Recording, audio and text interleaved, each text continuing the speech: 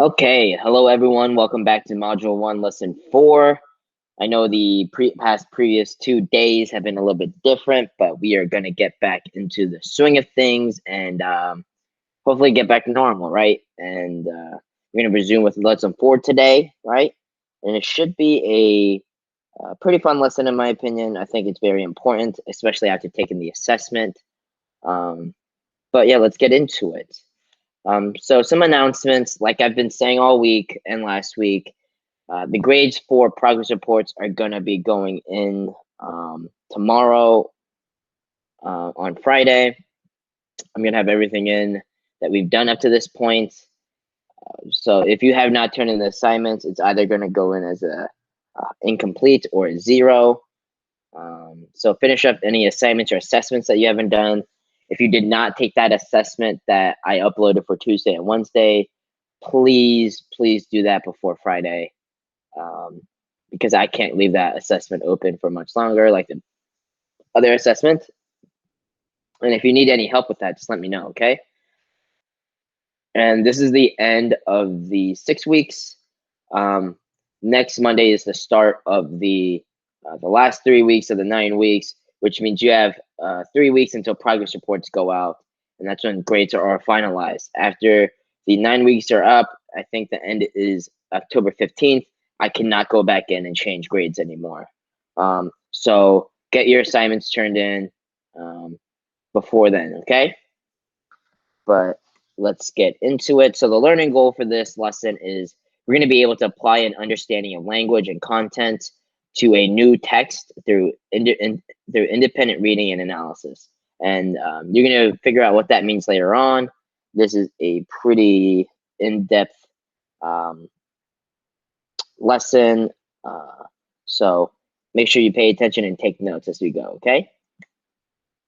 So we always do an intro. For this one, it's going to be a little bit different.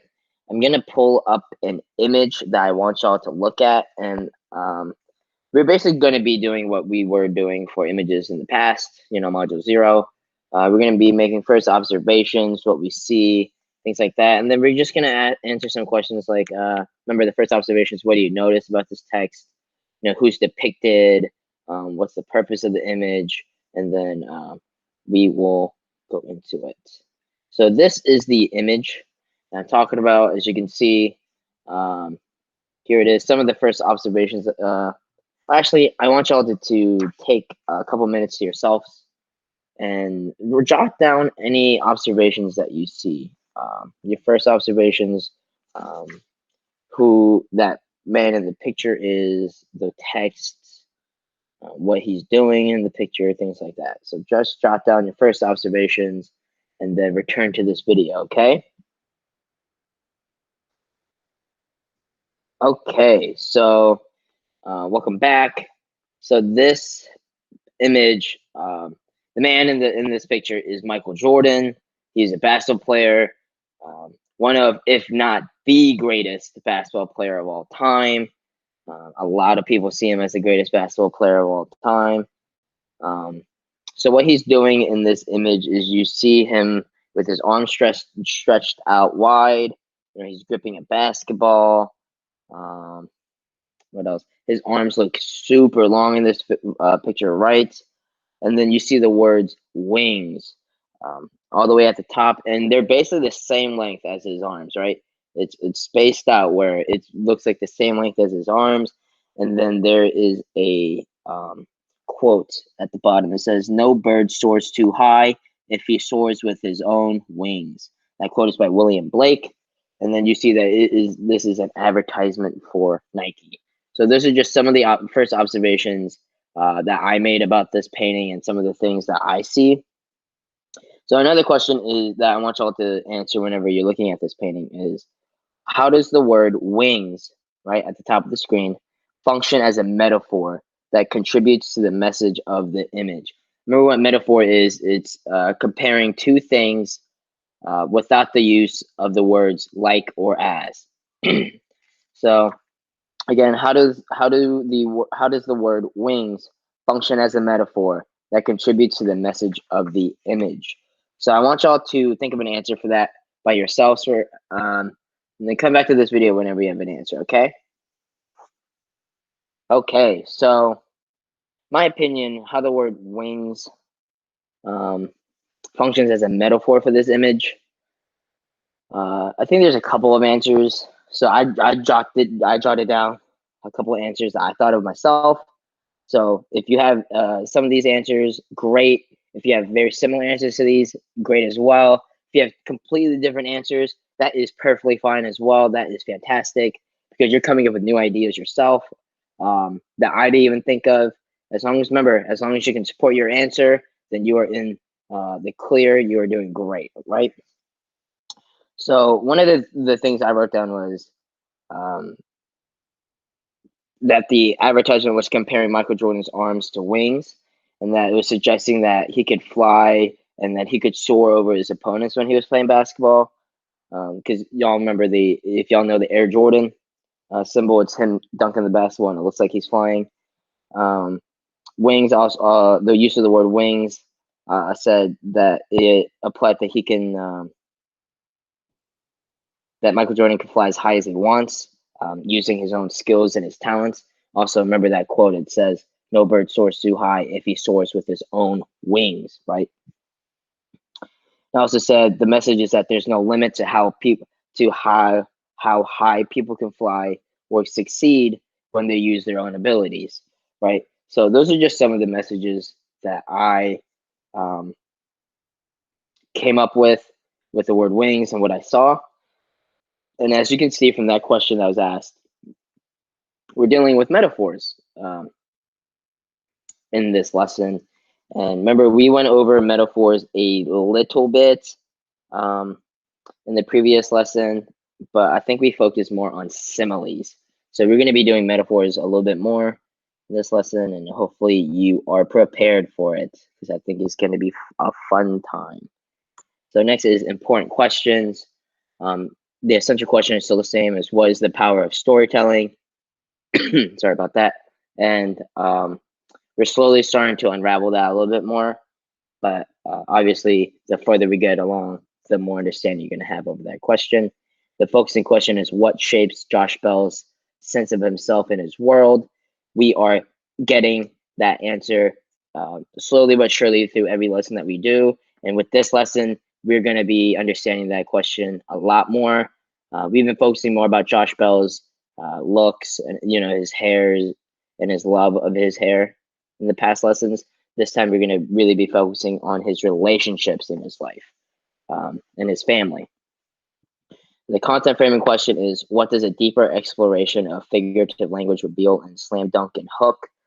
Again, remember, figurative language is metaphors. So what we're going to, if you take the assessment, Slam Dunk and Hook is that text that you read. We're going to be basically comparing that to the text or the book that we're reading, the crossover, and figuring how exploring into the figurative language and the use of figurative language helps us understand the text a little bit more, right? So we're going to be doing that for Slam Dunk and Hook and the crossover, some separate poems that we found in the book.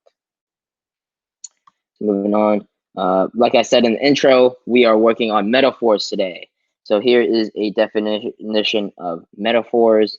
So as you see in the first table, it says metaphor. The meaning is a phrase that compares two unlike things without using like or as to show similarities, right? And the example one is blank because we're going to be going through examples of metaphors in 3 separate poems in this lesson. So if you want, you can copy and paste that into your digital journal. I recommend that you do under your vocabulary. And then one of the examples that we come up with in this class, I recommend putting that under the example tab, right? And remember, I said metaphor was figurative language, and figurative language falls underneath descriptive and sensory language words, right? And how it could really, really help out. How metaphors and similes can help out paint a picture of the words in your head and how those words can appeal to your 5 senses. So from the previous lessons, this is just a list of what effective descriptive and sensory language words can do for what you're reading and what you're writing, right? So it can create a vivid mood, image, or scene, capture the attention of a moment or event, provides details that help readers imagine a person, place, thing, action, etc. Appeals to reader senses by providing description of things that we can see, hear, taste, smell, feel, like, your five senses, and, you see the rest. So those are just some of the things that descriptive and sensor language can do while you're reading, and it can really help out your writing as well. Remember, descriptive and sensor language was the open-ended question that we did for the 6-week assessment. Effectively using those two things can really change your writing. And analyzing and annotating for those in the text that you're reading can help you understand what the theme is and help you understand how the story gets moved along a little bit better, okay? So what we're going to be doing, again, is we're going to be looking at metaphors in the book that we're reading, the crossover, and we're going to be looking at specific poems in that book. So some of the questions that we're going to be answering while we're identifying metaphors in the poems that we're looking at is going to be what is being compared in the metaphor, what the metaphor means, and why the metaphor is an effective metaphor. So the poems that we're going to be looking at today is Basketball Rule Number 1 and Sundays After Church. Okay, so let me pull that up for you. And both of these can be found in your 924 folder. So just look through that and you'll find it. Let me pull this up for you. It's not the right one. This is it. So we're going to start with, sorry, Sundays After Church. Okay, so Sundays After Church. When the prayers end and the doors open, the bells hit center stage and the curtain opens up on the afternoon pickup game in the gym at the county recreation center. The cast is full of regulars and rookies with cartoon names like Flapjack, Scoobs, and Cookie. The hip-hop soundtrack blasts. The bass booms. The crowd looms. There's music and mocking, teasing nonstop. But when the play begins, all the talk ceases. That shovel passes the ball to me. I behind the back pass to JB, who sinks a 20-foot three. See, this is how we act Sundays after church. So that was Sundays After Church, and just looking at it, this is what we call an extended metaphor. So what an extended metaphor is a metaphor that is developed over several lines or stanzas. So it's not just you immediately see the metaphor right there in the beginning. It is throughout the whole entire text that you're reading, right? And it just keeps building up onto each other, right? So what the metaphor for Sundays After Church is comparing. It's comparing the Bells, specifically the male members of the Bell family. So Josh, JB, and Chuck. It's comparing them to actors and how the basketball game that they're playing in the rec center in the gym is to that of a performance, an act, right? It says hit center stage and the curtain opens up, right? They're putting on a performance, right? And let me show you what the questions are. So what is being compared is comparing, remember, the male members of the Bell family to actors in a performance, right? And the second question that we need to answer is what the metaphor means. And what this metaphor means is that when Chuck, Josh, and JB play basketball together, they are a great act. They're fun to watch. They're performing their skills and talents for others, and people are mesmerized by it, right? People tune in, right? It's this great performance in front of people's eyes. And why the third question that we need to answer is why this is an effective metaphor. This metaphor is effective because it shows that one reason Josh loves playing basketball is that it allows him to perform better with his brother, or allows him to perform together with his brother and his father, right? Family means a whole lot to Josh, and this is just one way that the male members of the Bell family, spend time together, and it is a fun way that they spend time together. Because remember, this poem specifically shows that Josh thinks that they're so good at basketball that it is a performance, right? It is watching a great performance. Um, so that is basically how you look at a text and um, annotate for metaphors. Essentially, this one's a little bit harder because it's an extended metaphor. You don't immediately see the metaphor jump out at you. You have to read and see how it's building, right? So another example that I want to do of an extended metaphor is the poem Basketball Rule Number One. Well, that is, there we go. So it's basketball rule number one. So in this game of life, your family is the court and the ball is your heart. No matter how good you are, no matter how down you get, always leave your heart in the court. So this one is a shorter poem, but this entire thing is still an extended metaphor. So remember, the first question is what is being compared in the in the metaphor. What is being compared is life. Life is being compared to a basketball game with the family is as the court on which it is played, right? And it's comparing as the ball of the court is your heart. Um, so it's always so it says always leave your heart on the court. Always leave your heart with your family, right? Family is the biggest thing in your life. Family is the most important thing. That's basically what this poem is saying. And again, the same question is what the metaphor means. Like I just said, the metaphor means that the heart must remain within the family through good or bad. You know, family's always going to be with you, right? Why this is an effective metaphor? This metaphor is effective because it shows how Josh's family, yeah, how much Josh's family means to him, right? And how much his family shapes, again, his sense of self and his world. So again, that's um, the focusing question right there, right? This his family is another thing that shapes his sense of self and his world. Right? The family is a huge thing for him, especially that you can see through this poem.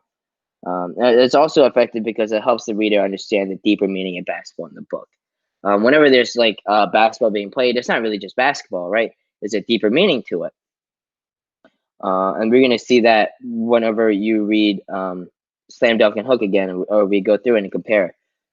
Basketball, every mention of basketball in this book has a deeper meaning to it. It's not just basketball that you're reading about. It's something that else there, right? Something deeper that you need to find. So again, that's the metaphor for basketball rule number one. Hopefully, you're understanding how to look for metaphors and why metaphors are so important to unraveling the theme and things like that. If you have any questions about that, remember, email me, message me on Schoology, or go to the question board, right? So again, there's a Padlet link for that. This is more for the people that show up to this class. If you want, you can look through all the answers of what your classmates are saying, or you contribute yourself. So next, that was basically metaphors for those two poems.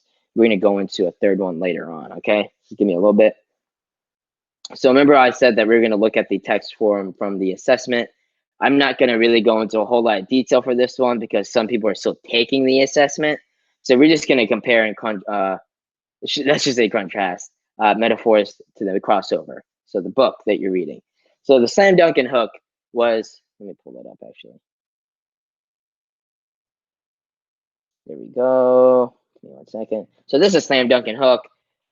There is a read aloud video on the course homepage in one of the folders named titled Assessment Days. So read that if you want to, or watch that. So this whole poem was also sort of an extended metaphor. It's basically just actions and events that of them playing basketball. But again, it has a deeper meaning to it, and that deeper meaning was how basketball was sort of an outlet for them. It was an escape, and how allowed them to feel powerful and grasp that power whenever outside, you know, in the real world, they were struggling with stuff. They were not having that power outside of that court, and they were having to deal with other issues, right? Um, so that is basically what this metaphor is, right? And how that is compared to what you've been reading in the crossover is, again, basketball is a completely when you're reading about basketball in those two texts, your first thought is suggesting, oh, they're just playing a basketball game, right? They're having fun playing a basketball game. But you got to dive deeper into it, right? It's not just a basketball game.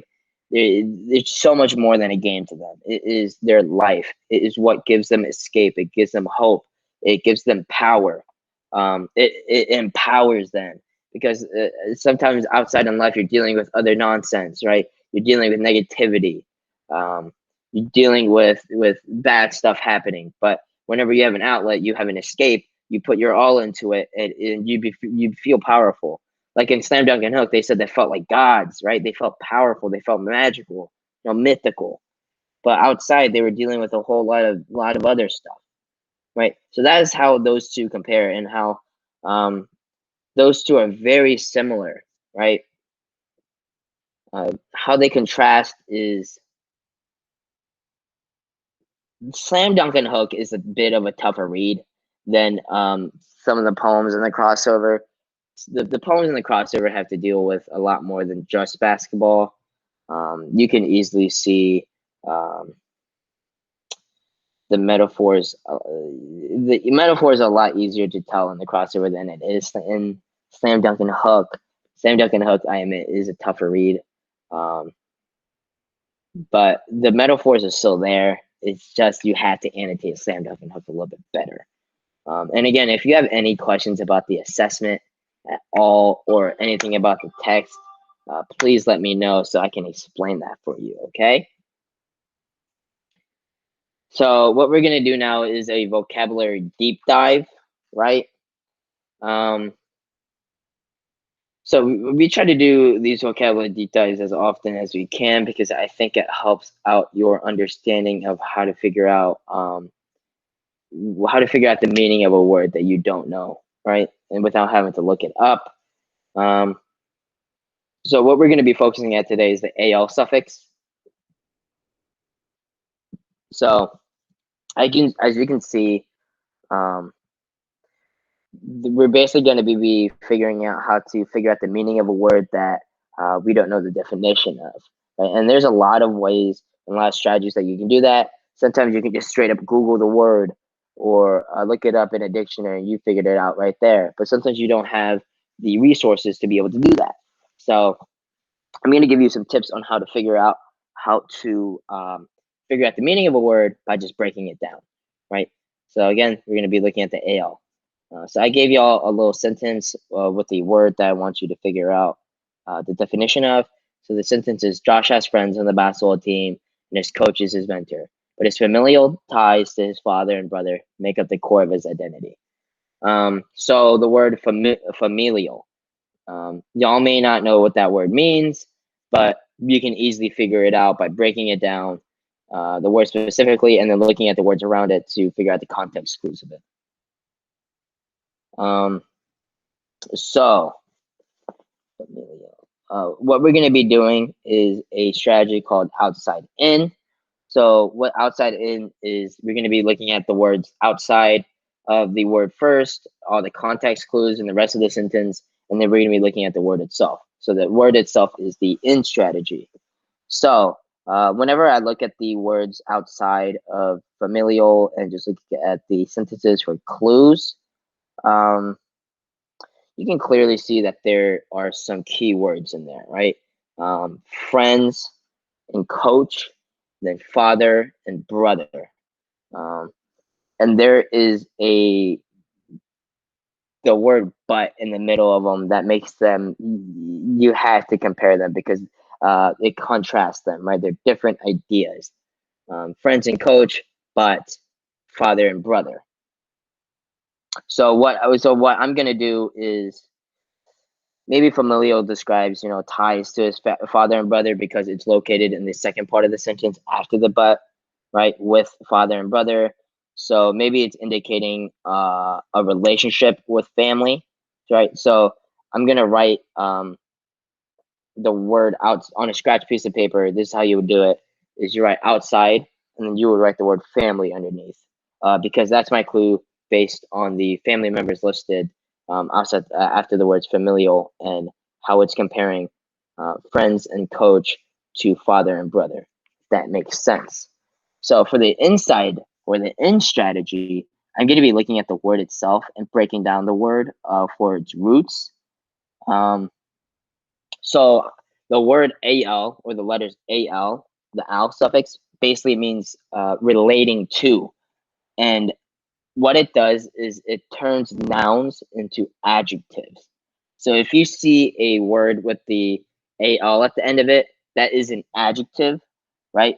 So what it's done is it's turned the word family essentially into an adjective, right? Because you see the word famil, and then you immediately think family, especially from the clues that we gather from outside of the sentence, right? So what I'm basically thinking is that it turned the word family into an adjective, and we all know now that al means relating to, so the word familial must mean relating to family, right?